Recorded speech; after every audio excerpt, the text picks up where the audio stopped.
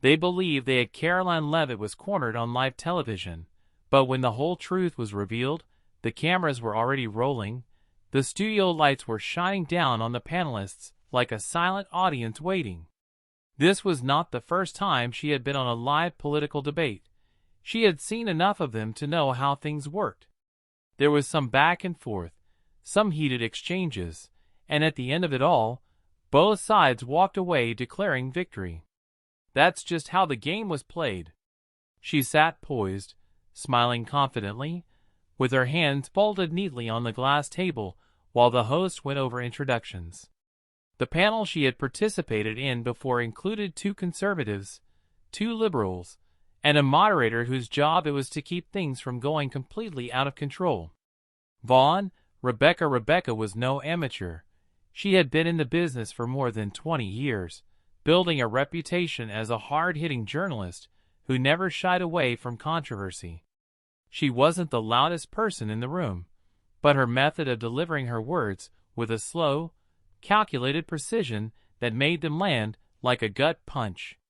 Karoline wasn't intimidated. She had faced off against stronger opponents and walked away unshaken. This was just another debate, and now, looking straight into the camera, the moderator stated, "We've seen a wave of new reports regarding former President Donald Trump, his influence, his legal battles, and whether or not he's still the dominant figure in conservative politics. Some say his grip is slipping, while others believe he's stronger than ever." Karoline, I want to start by asking you how you feel about this, which was simple. No, I don't think his influence is waning. In fact, I think he's just getting started. Karoline straightened in her seat, her voice smooth and unwavering. Let's face it, without Trump, there would be no conservative movement because the base wouldn't be moving on from him because he is the only one fighting for them. The media has been trying to bury him for years, but every time they come up with a bombshell, it turns out to be a nothing burger. The moderator turned to face Rebecca, who remained motionless with her hands clasped loosely together, and an expression in her eyes that suggested she was waiting for the proper opportunity to strike.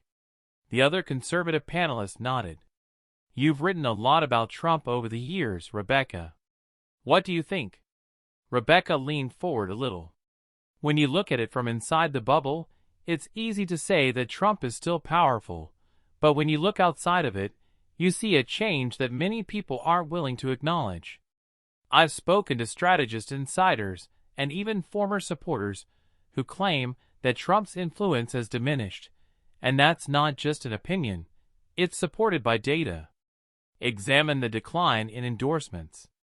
Examine the polling. It's not just polling Karoline, it's the lawsuits, the criminal investigations, and the growing list of people who are abandoning him. At some point, you have to ask how much of this is fake news and how much of it is reality. The conversation was getting heated, but Karoline remained composed. This wasn't her first time with this. Every time people like you say that this is the end for Trump, and every time he returns stronger, it's almost funny to watch the media scramble to spin a new narrative when the previous one doesn't stick. Since we're discussing narratives, Rebecca's smile wasn't one that conveyed laughter. Rather, it was something else entirely. She spoke slowly.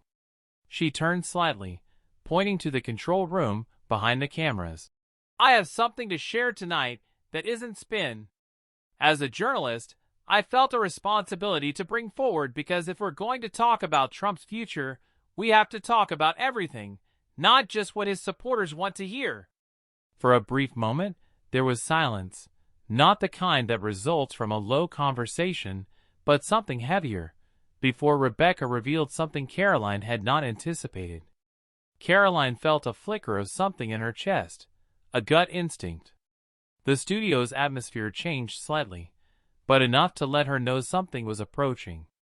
As the control room reacted to Karoline's signal, Rebecca Vaughn maintained eye contact with her. At first, it was merely a scanned copy of a document showing an official gazing at a court filing an affidavit.